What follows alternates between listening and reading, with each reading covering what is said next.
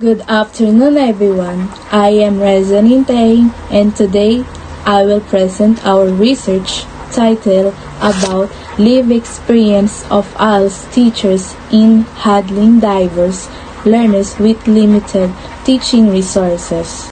So first, here are group members of Group Delta researchers: La Peña, Escobedo, Tehing, Mendina, Angeles, Alfaro, Heron, Mag-Atas, Morga, and De La Cruz. And now let's talk about our abstract. The Alternative Learning System ALS teachers is a parallel learning system in the Philippines that provides opportunities for out-of-school youth and adults. This study explores challenges in implementing the program and lack of resources that are encountered by alternative learning system ALS teachers.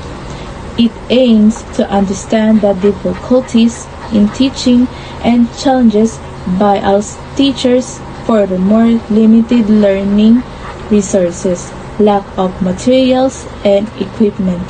Despite all the challenges, ALS teachers continue to support and give opportunities to the learners to overcome their educational challenges. So let's go to the next slide of rationale of the study.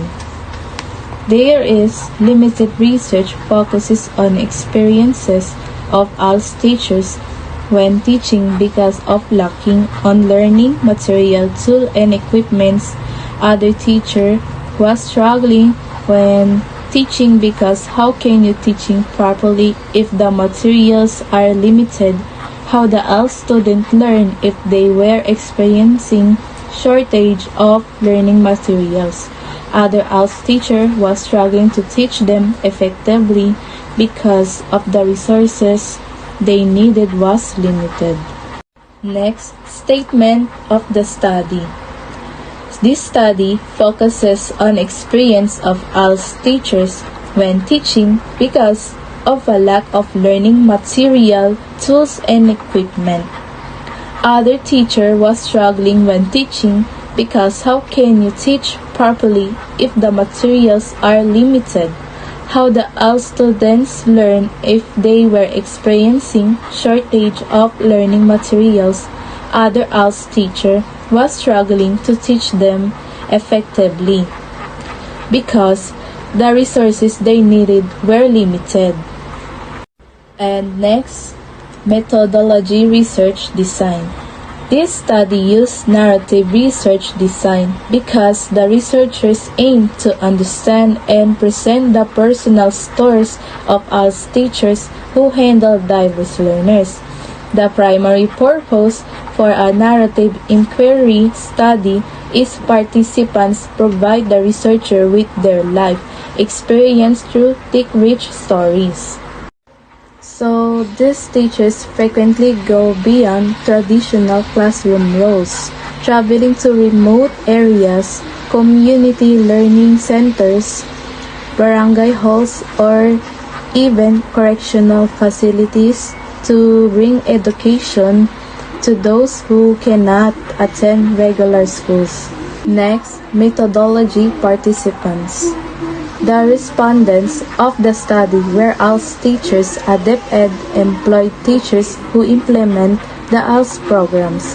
They aim to empower out-of-school learners to continue learning in a manner, time, and place suitable to their preference and circumstances, and for them to achieve their goals of improving their quality of life and becoming productive contributors to society.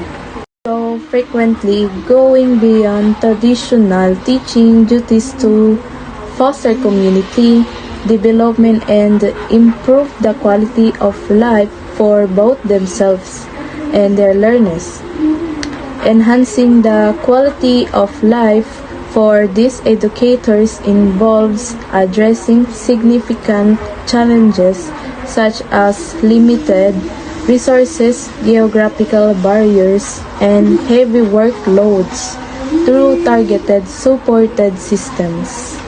Next, methodology data collection.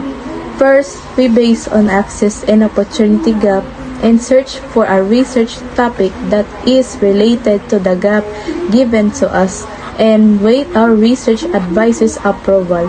Afterwards, we ask permission for our research advisor to conduct the study. After receiving approval, the researchers proceed to a face-to-face interview with a specific ALS teacher.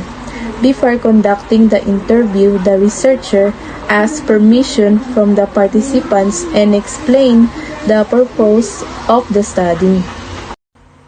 So lastly, methodology data analysis. The researchers were able to become familiar with the collected data by reading and studying the responses several times to have a deeper initial codes were created by identifying meaningful responses from the participants.